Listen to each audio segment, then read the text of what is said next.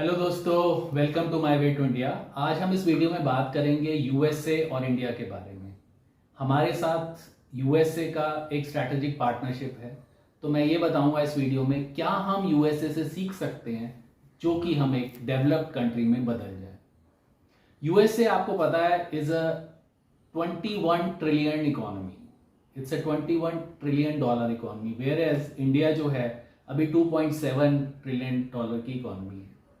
तो India despite हम 140 करोड़ हैं, वो 31 करोड़ हैं, फिर भी उसके बाद भी हमारी जो जीडीपी है उनसे इतनी कम क्यों है। पहले तो हम एनालाइज इस बात का करेंगे कि यूएसए इतना पावरफुल कंट्री है क्यों। यूएसए का साइज जो है वो वर्ल्ड का थर्ड बिगेस्ट कंट्री है। It is the third biggest country in terms of area and as well as population.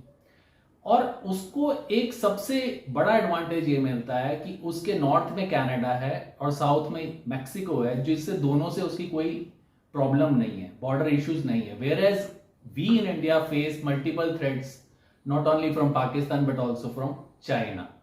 तो उस तरह से उसकी बॉर्डर पे पीस है। Number 1 point. नंबर 2 पॉइंट जो है वो कंप्लीटली टेक्नोलॉजिकली एडवांस्ड कंट्री है।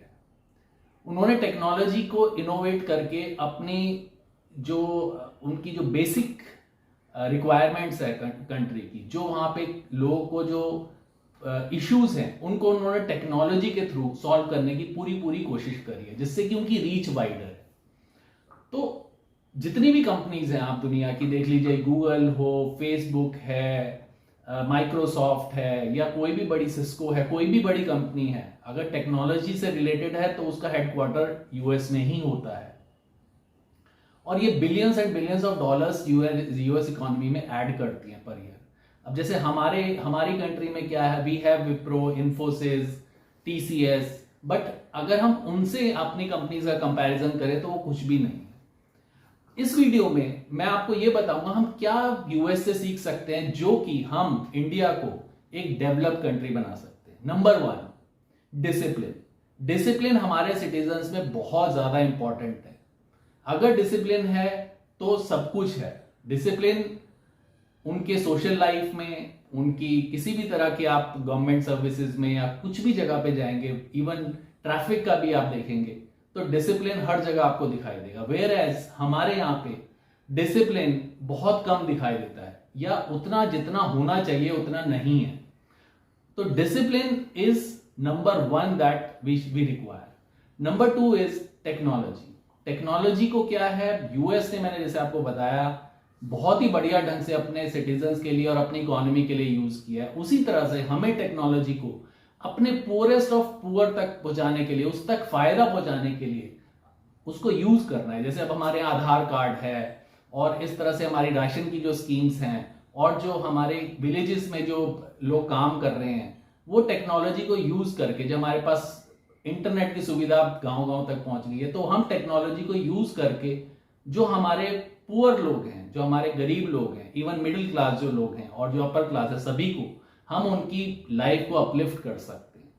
नंबर 3 पॉइंट अगर हम देखें तो जो नॉर्मली आप देखिए, जो वर्क एथिक्स है यूएस का, वर्क एथिक्स हमसे कहीं ज्यादा अच्छा है। अगर आप कोई भी कर्मचारी को देखिए तो उसका जो काम है वो उसको ढंग से कर रहा है। हमारे यहाँ पे बहुत सारी कामचोरी भी बहुत लोग करते हैं। तो अगर हम अपना वर्क एथिक्स को इंप्रूव कर लें कि जिसको जो काम कर रहा है वो काम बढ़िया करे, साइंटिस्ट है वो प्रॉपर तरीके से साइंस पे काम करे, कोई स्वीपर है वो स्वीपिंग ढंग से करे, अपने सड़कें साफ रखे, क्लीनलीनेस हमें उनसे सीखनी पड़ेगी।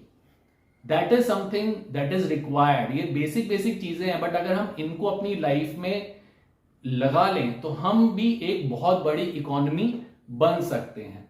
अब मैं एक बात और बताता हूं, empowerment of women is very important. US में या किसी भी डेवलप्ड कंट्री में विमेन जो है वो 40% तक कंट्रीब्यूट करता है उनकी जीडीपी का, जबकि हमारे यहां पे क्या है कि इट इज ओनली 14%। तो हमें विमेन को एम्पावरमेंट करना है। एम्पावरमेंट कैसे करेंगे, एजुकेशन से कर सकते हैं।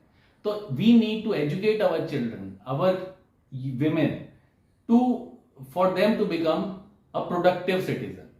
तो इस तरह से हम ये कर सकते हैं। उसके बाद हमारी पैट्रियटिज्म जो है, जो यूएस में सबसे इंपॉर्टेंट चीज है वो पैट्रियटिज्म है। उन लोगों को अपने देश से प्यार है। हमारे देश में हमें भी प्यार है, बट बहुत सारे लोग ऐसे हैं जो कि देश को पीछे रखते हैं, अपने हितों को ज्यादा समझते हैं। तो देश के लिए हमें काम करना है, तो उसके लिए हमें देशभक्ति की भावना हमारे बीच में होनी ही चाहिए। अब जैसे यूएस है, यूएस में क्या है, यूएस की जीडीपी पर कैपिटा जो है that is around $60,000।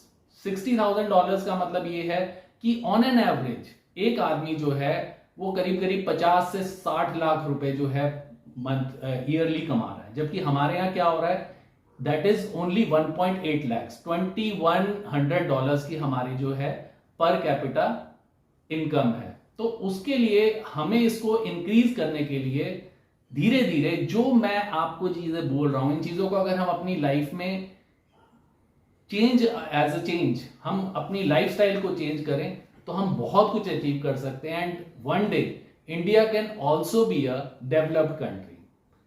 So if you have any suggestions kindly give it to us. और माय वे टू इंडिया में हमारा हमेशा कोशिश ये रहती है कि कैसे हम इंडिया के एक्सपोर्ट्स को, इंडिया के लॉजिस्टिक्स को कैसे हम बाहर के लोगों के लिए सुविधाजनक बनाएं, उनको इजी करें, हर चीज जो यहां से हमारे इंडिया से वो लोग खरीद सके, इंडिया से अपने देशों में बेच सकें। So thank you all for watching this video.